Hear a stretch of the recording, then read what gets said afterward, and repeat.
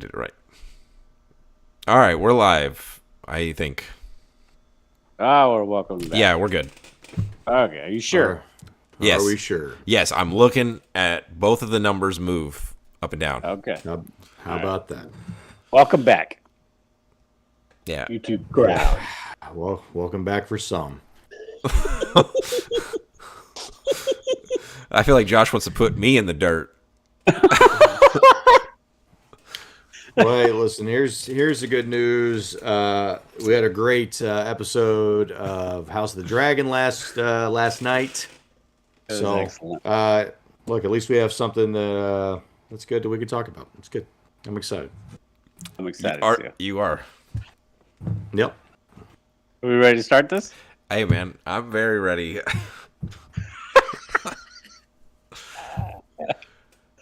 This is great. Go ahead and do that intro, Dave. All right. Hey, man, you know what? You call me out. Look, I deserve it. I'm not ready, but I'm going to do it. Okay? I got it. All right, hold on.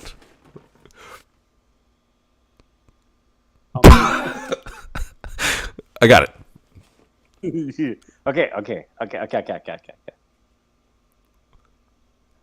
Hello, and Look, welcome I'm to... just sitting over here in an angry chair. Okay, that's okay. Oh, man, you interrupted me. I was gonna nail it. He would do the intro. I would do it. Yeah. Did you see them bones that were in the fireplace? Get the fuck out of here, Dave. You're not taking my job. All right. Oh god. They probably put those bones down in a hole.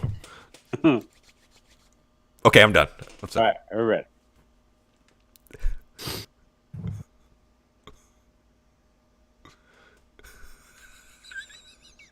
Hello, and welcome to Three Guys and a Mic presents House of the Dragon, presented by HBO. I'm your co-host, the Human Dart, along with... Jason Tsunami. And David Disaster. Guys, Westeros. Need I say Yeah. more? It's Hey, I gotta call out something right here, right off the top. I listened to the podcast last week.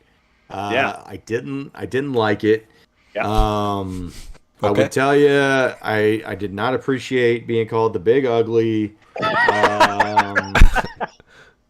I'm working on it. Okay, like what? like I'm not as big as I used to be. Okay, I'm like we never said that. moderate-sized Ugly. Oh yeah, Jason very specifically called me the Big Ugly. Yeah. That's fucked up. Yeah, he did. Yeah, So look. Dave's like, that's fucked up. Last week he's like, yeah, he's not here. Do exactly Yeah. what I was talking about. yeah, Dave didn't come to my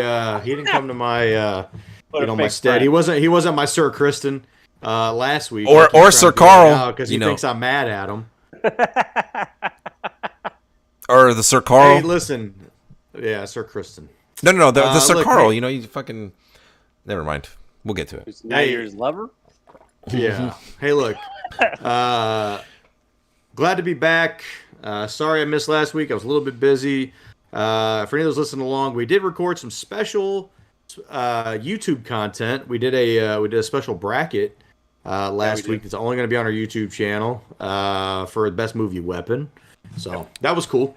Yep. But hey, fuck all that. We're here to get taken to a dream world of magic in the land of Westeros. Dude, episode 7, bro. Like, Dude, was this like a? I know this is not the penultimate episode, but this like could have been. Yeah. it almost felt like it.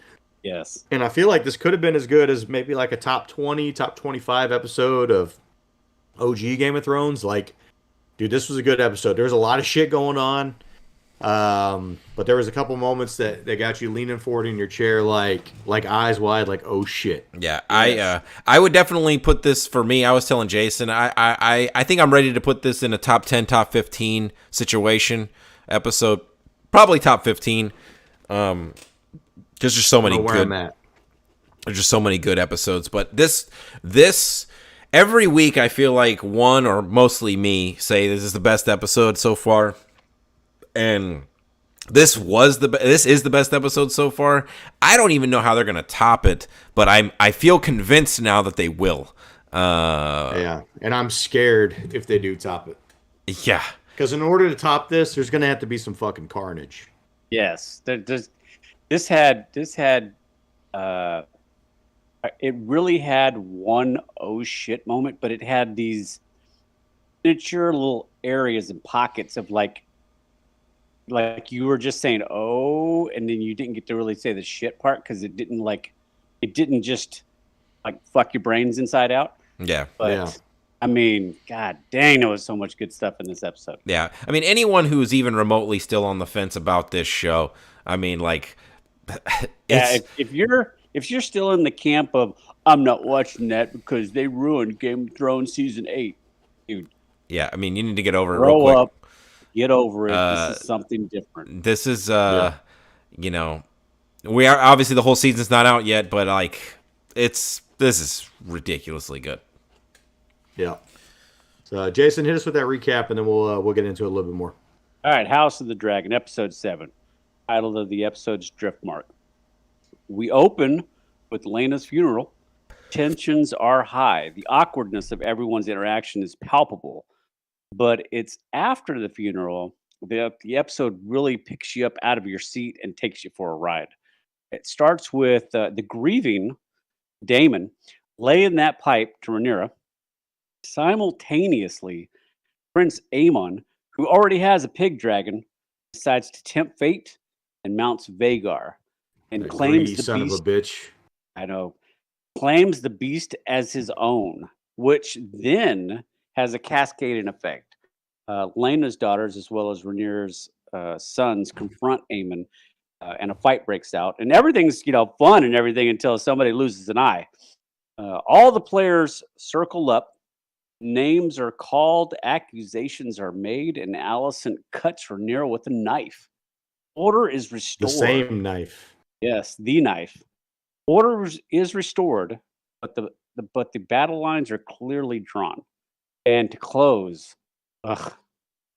let's fucking go. Rhaenyra and Daemon hatch a plan to kill her husband so she can marry Daemon and solidify her claim. They hire Laenor's lover to kill him since he was being shipped off to war.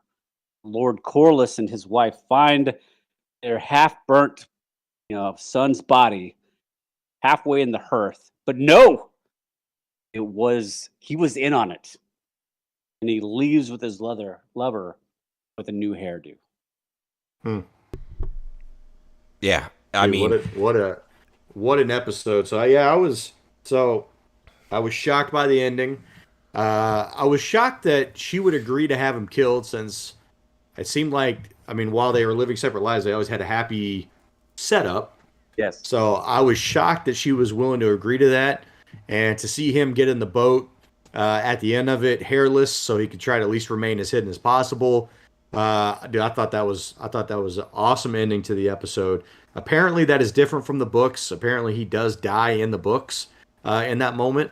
So, I don't know. That's what I read on Twitter. So take it for what it is. Abe, you actually looked it up earlier. Do you want to kind of recap? Yeah, I looked up in the wiki, and essentially it is different in the books. Slightly. But functionally, in the books, it does mention that he is stabbed by Carl Corey, and he was killed out of jealousy. And yeah, according to one of the let's see, according to Mushroom, I'm not sure who Mushroom is. Mushroom is and he's mentioned once in this show. Mushroom is like a court jester or a fool. The issue is there's a theory going on, kind of like, I guess, in the background of like the history text.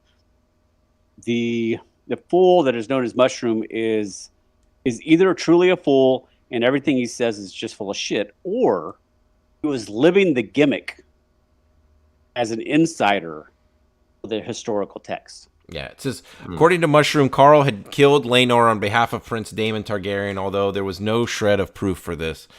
Yeah, so it's a little bit different, but not really that different. So, but yeah, I mean, seeing in the show him sail away was like, normally Game of Thrones surprise kills people.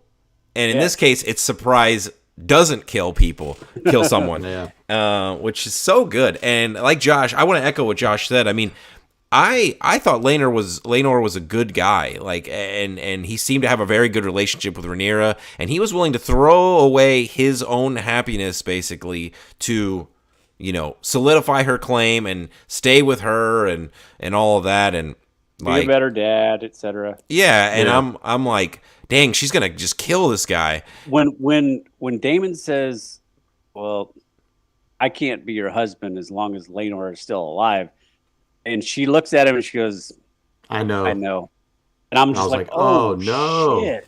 Dude!" I was about in that moment, Rhaenyra is about to be my least favorite character, and man, what a turnaround! I fist pumped. I was like, wow, that's so good. I hope he doesn't die later. I don't know. I guess the question is, I don't think we're going to see him anymore this season for sure. But I don't think so either. Since he's still alive and out there, maybe he does. I mean, look, we know now that technically he doesn't have anything written, so maybe this is just his version of staying dead, and we never see him again. Yeah, I'm of the opinion that he is gone. Like he's wiped the slate clean, new start, kind of like the opportunity. I know this is a different situation, but he takes advantage of a situation that Shay in Game of Thrones, Tyrion's lover, does not take. A fucking bag full of gold. I'm going to send you over here, and it doesn't make any difference what you were before. It only matters how much gold you have. Yeah. I don't want to deep too far into that because I have a question that involves that, like a theory question, so I want to reserve that. But what we do see as well at the end is we've seen the battle lines now. So as I've read this description, it's the blacks versus the greens. Okay. So, I guess that's Alicent and the Old Town crew, right? So her dad, and all the other stuff versus the other Targaryens, which all wear black cloaks, right? So I guess that's where that comes from. But it's pretty, like, you even saw it whenever they were in court, before Alicent, after Alicent sliced Rhaenyra, you saw kind of the two people, like the two groups line up against each other. So I thought that was pretty good visually. Yeah, in that hall, the lines are drawn. There's almost a definitive gap between one side and the other. Yeah. It's going to get, man, I mean, literally, the only thing preventing this war is the Viserys. The pulse of Viserys' life. Like, as soon as he dies, it's on like fucking done. Like, it's almost like a giant, like, fucking keg of powder. So, and Viserys is the fuse, and you're just waiting for the fuse to go into the box. So I thought of a decent analogy that I think Josh will appreciate. Viserys is Miles Dyson, and the only thing that's preventing that bomb from going off is him holding that little weight above the trigger. And with that weird breath going on. And he's like, I don't know how much longer I can hold this. And then so as soon as he stops breathing, it's going to explode. And that's exactly what is going on here. And I don't know how long it's going to take after he's gone. Like is it going to take a day? Is it going to take a couple of weeks, a couple of months? Because as soon as he dies, the question of his heir is immediately going to be brought into question. So I don't know how quickly war breaks out, but it's got to be fast. think, I mean, I think eventually when he gets on his deathbed and it's imminent, I think that's when everyone's going to be forming ranks and getting ready. So that way, when he takes his last breath, it's because, I mean, look, in order for, if Aegon, right, which that's the green side, that's who they're backing, right? If Aegon is going to ascend the Iron Throne, then like they're going to have to take out Rhaenyra super quick. Yeah. I have a theory we'll talk about when we get to it in questions and stuff. Well, let's get into best scenes here real quick. I'm gonna throw out a scene for cinematography because I know Dave's a big cinematography guy. It's not my favorite scene, but it leads to my favorite scene. I felt like the entire section of Aemon mounting Vhagar was some of the best dragon stuff we've seen. Yeah. I was texting you guys. You guys had already watched the episode. I was kind of texting you live as I watched it, and I thought for sure that dragon was going to eat the shit out of that kid. And then he takes off, and I'm like, oh, this guy's going to fall to his death, and it didn't happen. And I was not disappointed because the whole scene in the middle of night. Saddles are helpful. You get the clouds going through the clouds. You get the silhouette going across the moon. You get all the goodies to make a good cinematic scene, and it was great. But it leads to my favorite scene, which is when Aemon lands and he's in the tunnel coming out, and you have Rhaenyra and you have Daemon's children out there, and she's like, "It was you," and he's like, "It was me." I just like that was me for a second. Like that's exactly what I would have said. And she's like, "That was my mother's dragon." And he's like, "Well, your mother's dead," which is again exactly what I would have said. Well, basically, you're a bad person, Jason, is what we're finding out here. And then she's like, "That dragon was supposed to be mine," and he's like, "Well, then I guess you should have went and got her." It was fantastic. Yeah. And it leads up to the kid losing his eye and everything, but the setup for me. You know what's funny is I had a totally different outlook on that. Look, I'll jump ahead here. I got Aemon as my least favorite character this week for sure. Oh. And dude, it's so funny because I've never had somebody go so fast from being my favorite character or possibly to be in my favorite character slot to absolutely cementing himself in my least favorite character slot. Because, dude, I was so happy for him when he's on the thing and it's clear that like he's made the connection with Vhagar and now he's the writer for Vhagar. I was like, yeah, dude, good for Aemon because everybody was fucking with him. They gave him the pig. Like, I thought in my head, dude, if anybody's going to appreciate this, it's him.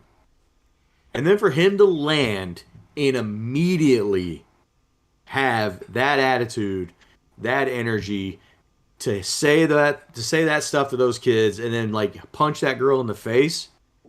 Dude, that's some Joffrey, an absolute piece of shit. That's some Joffrey energy right there. I didn't say he was my favorite character, but god dang, I love that scene though. So Jason, you stole one of my favorite scenes. So that also is one of my favorite scenes for slightly different reasons. I do think I'm going to agree with Josh because spoiler, Aemon is also my least favorite character. Not because I think he's poorly written, but because like he's just a dickhead. And I think that really set again battle lines with the kids. That because we saw earlier they're kind of hinting at there being a somewhat of a connection between Rhaenyra's sons and Daemon's daughters. Yes. Yeah. So, and look, spoiler, by the end of it, they are going to be brothers and sisters, sort of cousins things, right? It's kind of complicated at this point. But they hinted at them being kind of bonded. And, look, those boys, they came right to... I don't want to say to the girl's rescue or anything, but like they were right there in Aemon's face, basically. Yeah. yeah, I mean, Well, Eamon was spewing venom out there, calling them Lord Strong, calling them bastards. And look, and he got fucking cut. No, look, Eamon did. He crossed the Cross fuck some around. lines. Yeah, he crossed the fuck around, find out line. Yeah. Whatever that medium line was, he crossed it and he found out. Well, look, here's the thing though. If had the grown-ups not shown up, I think he would have caved one of those boys' head in with a rock. Yeah. Yeah. I mean, look, he did kind of handle it a little bit like a badass at the end because he was like, "Mother, look, I got a dragon. It was a worthy trade." It was. And it was like. He got basically the biggest available dragon possible. The way Otto tells the story is he didn't get a dragon, he got the dragon. Yeah, he did. Which is, I mean, he is the oldest living rideable dragon in the time. Yeah, and I mean, Otto says he's worth 1,000 eyes, basically. Like, so. Yeah, Eamon got a steal of a deal. I'm pretty sure that Eamon is going to make that dragon eat and or kill multiple people before the end of this show has had its run. So yeah, that's one of my favorite scenes. Josh, where are you at? The other scene I had, because I mean, I have everything that you guys have leading up to the whole like parental dispute, right? The other one I had is just the scheming kind of montage that you had with Damon and Rhaenyra whenever they're talking about, we're gonna have to kill Laenor and do all this other stuff, and so like everything she's saying about being fire and the Valerians are water and needing him. I was like, dude, this is so good. It is. Like this.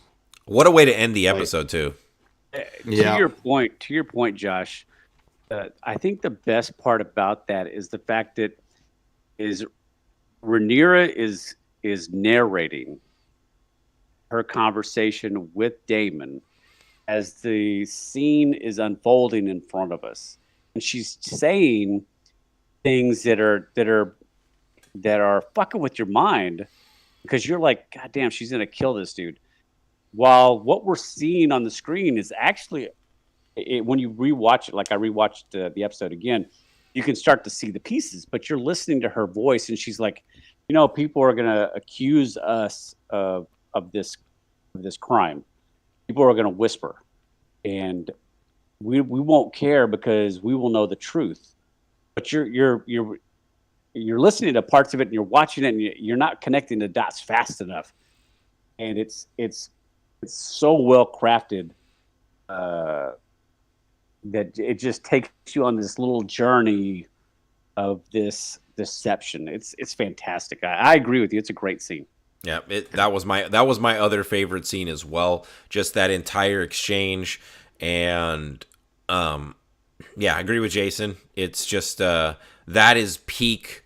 That scene is peak Game of Thrones kind of like deception for me. And misdirection. I mean, this is everything I wanted this show to be. So I couldn't be happier. Yeah. Do we have any other scenes we didn't talk about? I mean, I want to just throw this in because this kind of goes along with the prediction I have. Because I think this is an important moment, and this also makes a scene in the previous episode relevant for me too, and that is seeing Aegon is a complete fuck up, and just a drunk. All he cares about is sleeping with girls and drinking wine, and he really does not give a fuck about the throne. Like, he doesn't want to be the heir. He just wants to fuck around, and he's a prince. He wants to be a frat boy, right? Like, that's He's Tyrion Lannister without the brains, right? Yeah, correct. And without any ambition at all. He's just that's it. And the sad part is he is who Alicent, and he's the oldest, so he's the he's who they want to be the heir. And it's like it's this fucking loser. Like we saw him like ripping one in a window, butt naked in the previous episode, and then here he's passed out drunk. His grandfather is having to kick him awake and wake him up and like, you know, send him to his room and stuff. And he's just this pouty, just like spoiled brat. And I'm just going to throw this prediction right here because I think it's the best place for it. I think Aemon is going to kill his brother Aegon. I'm just going to say that. Yeah, I agree with you. I was thinking the same thing. I don't think Aegon is long for this world. I don't either. Well, go ahead. What's the next category, Josh? Favorite character for the week? It's Rhaenyra for me, and it's easy. I think I have the same. Yeah, yep. She is she mastercrafted this whole situation, and I love the moment when she looks at Alicent when Alicent's got the knife to her, and she's like, now everyone will see you for what you are. You can't hide behind your self-righteousness. And there's a distinct moment. There's a distinct moment where Rhaenyra is attempting to salvage peace. And it's right before Alicent goes for the knife. And she's like, you know, she's trying not to say the inside part out loud. And when the king says, yeah, this is over. This is done. And she goes, thank you, Father. And then Alicent goes for the knife. And there's this moment where she looks at the knife and she knows her destiny because she's supposed to be queen. Yeah. That's when she calls out, and she says it out loud. She says, you know, to Alicent that you've overstepped your bounds. You've gone over the line. You've crossed the threshold. But she whispers the next part when she says, now everybody will see you for who you really are. Yeah. And she steps back knowing full well that she's pushed Alicent to a point where she's going to strike. And I don't think Rhaenyra thinks she's going to, you know, get mortally wounded. But she allows Alicent the free reign to extract some kind of vengeance on her that everybody sees. And it's great. Yeah, this is Rhaenyra was hands down. And like Dave said, not only that, but then she gets what she wants from Daemon. And then she and Daemon orchestrate the finale part just of this. The masterclass in deception and misdirection. And I think she has set up her situation where I don't think Corlys, because from their perspective, their kids are dead. They don't have any heirs. They can't not back Rhaenyra now because those are the only two sons that they have a claim to back, or grandchildren that they have a claim to back. If they don't back Rhaenyra, right, then there will be no heir to Driftmark because the second son is the sons heir. And the daughters, because I can't remember their daughter's name. Lena. Yeah. Lena. Anyway, her daughters are with Daemon as well. So I mean, this is their family. Like they can't. They can't back Alicent. Like they're stuck. And in this situation, you have both of Rhaenyra's children stepping in to help their daughters. Yeah, I think they're going to be betrothed to even further solidify that line. And you know, you betroth the two sons to the two daughters. Like it's. I mean, what better claim? You know, you have Daemon, who's the brother of the king. You have Rhaenyra, the daughter of the king, who's been named heir. The children who are of Valyrian and Targaryen, quote unquote, blood. I mean, you're not gonna have. I mean, who are Alicent's kids at this point? Well, I mean, they're the king's kids. That's true. They still have a shot, but Alicent's stock is so low that, like, is anyone in court after the outburst? Are they going to feel comfortable backing her? And I think that's what's going to make the dividing lines more interesting going forward. Yep. Yeah. Best death, I got Sir Lanor. Yes, I do because too. he's not dead. And Yes. he's so good. I agree. Yeah, I think that's an easy choice. Yeah, least favorite. Yeah, me and Dave had Eamon. Jason, what do you got?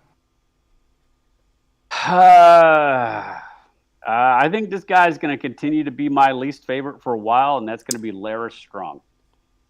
I hate the character. I understand his. I understand. You hate how he's written, or you just despise the guy? A little bit of both. I'm not a big fan of his dialogue. It's very much, in my opinion, it's very much like, how can you not see what this guy is doing? Like, this guy is like airmailing what his intentions with his speech. I will give you this, Jason. I feel like he's the only obvious, like, he's the only one who's written as he's an obvious bad guy. Like, yeah. There is no. He is one of the few main characters who is not some shade of gray. Yeah, like I understand that he is similar to the Lord Baelish character, but he's way worse. I will, in my opinion, he's way worse than the writing for his character is just like Littlefinger was so lower. good. Yes, nowhere near as good as Littlefinger. Correct, because Littlefinger was playing a game of like 3D chess, and this guy is like he's playing like 4D chess.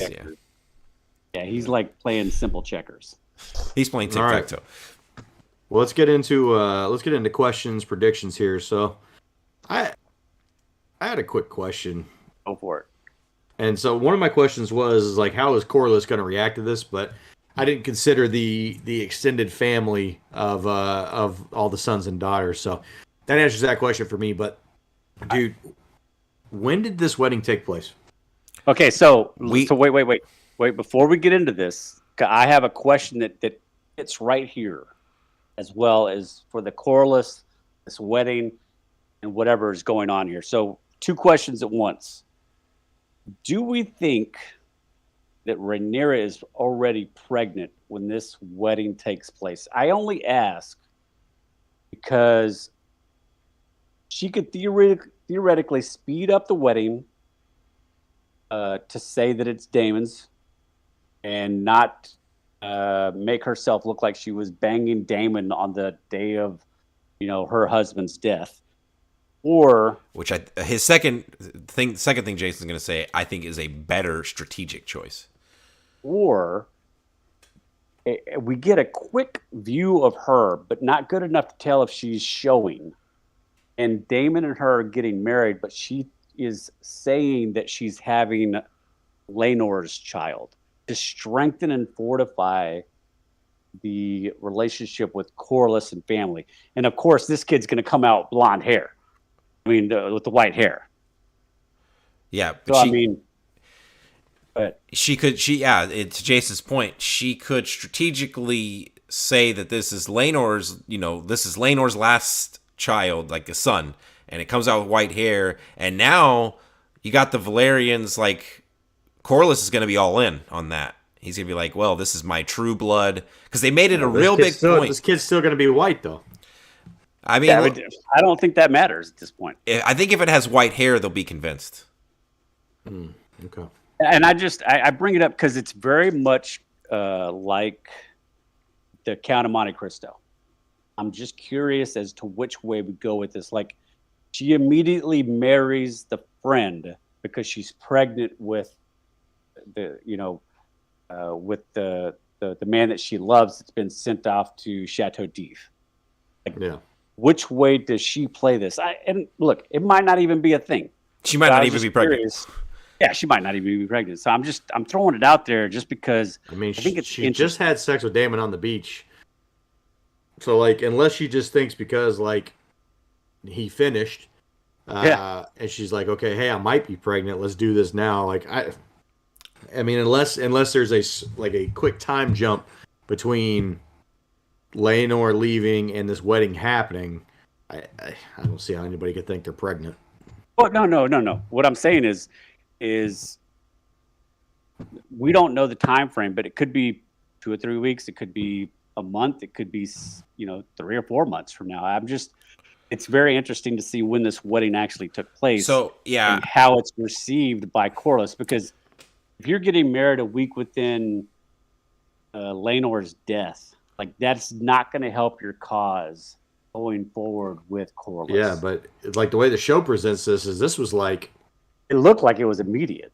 Like that fucking body was still on fire in the fucking hall over there, and they're getting married. So I understand what you're saying, Josh, because the show doesn't do a good job of that. That is something that the show doesn't do a good job of showing. But there's no way they get married prior to a funeral, and they're not going to have the funeral the day that they find the body, right? Like there's going to be a little bit of time. So I think we're probably looking at a minimum of a couple of weeks until the wedding that we see. And a maximum of 2 or 3 months. Yeah, a month or 2. So if that is the case, then she could easily find out that she's pregnant. But again, this is all, like guesswork at this point. I was just curious, like, which way do you prefer this to go? Like, I mean, do you want it to be a quick wedding and stir the pot some more, or... I just don't think it's a smart political decision if there's no baby involved and there's no like other level of trickery here. I think it'd be just so you're so overplaying your hand if you just get married and the body's still warm. Correct. Like Yeah. If you went through the trouble to fake this man's death, like why would you sabotage that by being married a week or 2 later? Again, unless there's a baby involved and you're throwing that in. Yes. Yeah. My question is this. This is this doesn't really pertain to the show specifically, but because we see Laenor survive, assuming we never see Laenor again in the show, and he is presumably happily ever after, does this mean there is a potential? I mean, I know the answer here is yes, but I'm just curious your guys' thoughts. Does this potentially mean that if somehow Laenor got somebody pregnant at some point, which obviously would be difficult, does that mean that the Valyrian bloodline theoretically was never lost, and that in the time of Game of Thrones could exist somewhere? Sure. I mean, I guess we need to see what's the family tree look like for Daemon's kids. Yeah. Yeah. I mean, the issue with that though is that I believe in the text, he dies. In the show, he dies, but he doesn't die. Oh, I see what you're saying. Somewhere else over on the other side of the world, he arbitrarily bangs some chick. I got you. Yeah. So like, in like the Jon Snow show, right? Is there a world where, he runs into a Valyrian? Somebody rolls up, black dude, blonde hair. Yeah. I mean, I'm just saying they could be setting that up as a small little little seed. I mean, because I guess theoretically, right? Because the Jon Snow show is going to be something that doesn't exist in text, right? Correct. That is a wholly unique. Him and George R. R. Martin, crafted that on their own, right? Sure, I guess it could happen. Which, I just think it's interesting to think that, although, again, because of the situation, right? Like, not likely that the bloodline will continue on. But, I want to bring this up because three guys at a mic, we've talked about this numerous times. But we all should have known that this guy was alive. Because you didn't see him die. Absolutely. He did not die on screen. That's true. That is on us. Although the strong gentlemen, they also didn't die on screen, and they were indeed dead. So, and they're definitely dead, yeah. So there are some rule breakers, but in most cases we are right. Now, just a hypothetical spin off this. Do we think this sets a dangerous precedent for killing characters in the future? What do you mean? It means that anybody could possibly not die. Oh, they made a pretty big to do about this, so I think if they're gonna, I don't foresee them whipping this out again, just willy nilly, right? Well, Yeah. I mean, we all have kind of decided. We've talked about characters that we think are going to make it to the end. I'm just throwing it out there that not everybody could die. Potentially, right? Like, I think that is interesting. I have said I think it'd be interesting if Rhaenyra didn't actually die.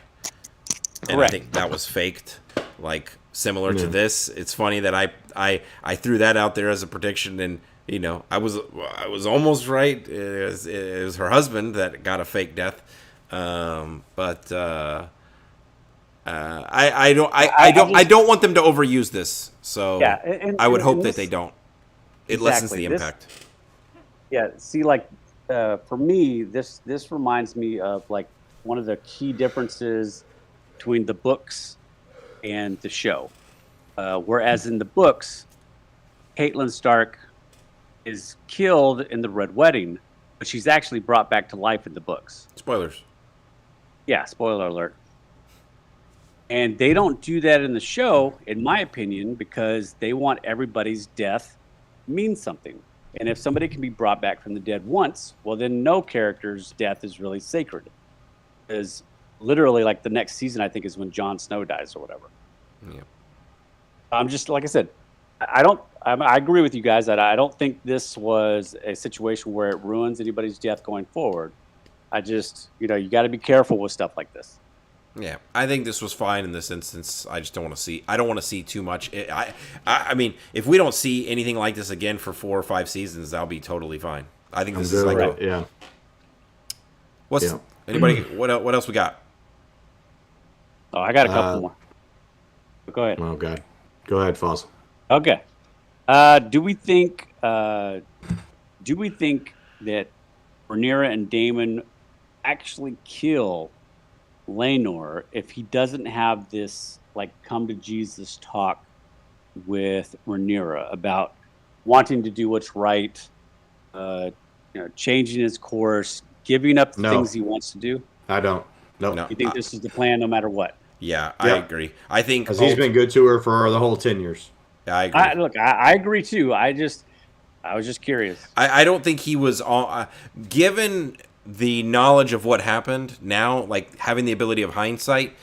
I don't think she ever planned on killing him. I think he was a good man to her. She says as much to him, that he's a good and honorable man, which is a rare thing. So I think he had already, if we want to say quote unquote earned this thing, I don't think she would have killed him.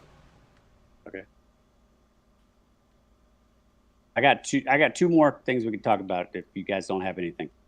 I do have a question, but dear Lord, we're running time here, so pick the best one. All right. Depending on the situation, do we think the king dies of natural causes or suspicious activity? Ooh. Suspicious activity. I think it's Game of Thrones, or it's this universe, right? So it's very easy to pick suspicious activity here. It just depends on how sick he gets. I think somebody might help him along. I believe that under regular circumstances he would have died of natural causes. But I do think that between Otto and Alicent, there's going to be a window of opportunity, especially if Rhaenyra is pregnant, that will coincide with whenever she's going to be going into labor, that the king will be mysteriously dying, and they will just shotgun, like Cersei did when she became Queen Regent. Like, oh, Daemon's the king. We don't give a fuck what everybody else said. This is the way it's going to be. If you want to bend the knee, bend the knee. Yeah, I think the king is not going to... I think they're going to just put a pillow over this dude and put him out of his misery.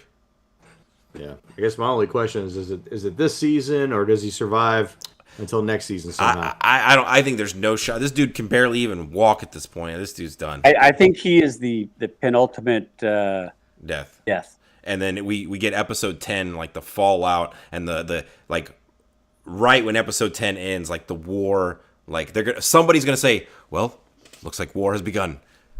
No, whatever the fuck. Yeah. Yeah, that's my prediction. What's your last question? I thought. Oh, well, just last question I have is why would you bring Otto back? Like, in what world does that make sense? You got nobody else qualified for the job. I think that was. I think Allison's probably like, look, you ain't got no hand. Your feet don't work right. You need somebody, at least somebody you know. Look, the devil you know is better than the devil you don't know. So, well, we've already he's actively scheming behind his back already. So that's a bad move. He was my easily hands down like my runner up for least favorite character. I mean, even at the wedding, like the funeral, when they first show him, he like looks down at the little pendant and he's like, "Oh, I got to straighten this thing." Yeah. Like, bro, you're at a funeral. Who cares what you look like? Well, Otto cares, and Otto is a dickhead. Yeah, all right, well, that's everything for the week. That's all I got, dude. I can't wait. Can't wait for this next episode. We only got 3 episodes left. Yeah, if all 3 of them leak, I'm gonna just watch them all. I'm just let you guys know. I'll send you links to them. All right. All right. But I'm not gonna be able to wait if it ever. Hopefully they don't link so we can watch them in the proper time. So that's true. I hope you liked the episode here. If you're watching this on YouTube, give us a like, a subscribe. We do have some. Like we said, 3 more episodes here of House of the Dragon coming up. We do have some more content coming down the line. We're going to have a fun Thanksgiving pod. And we're coming up on our 200th episode, which is cool. So we're going to be doing something super fun for that as well. So hopefully you like all this content. Like, subscribe to the channel. And we'll see you next week. In the meantime, live long and prosper. Take it easy, everybody. Later. See you.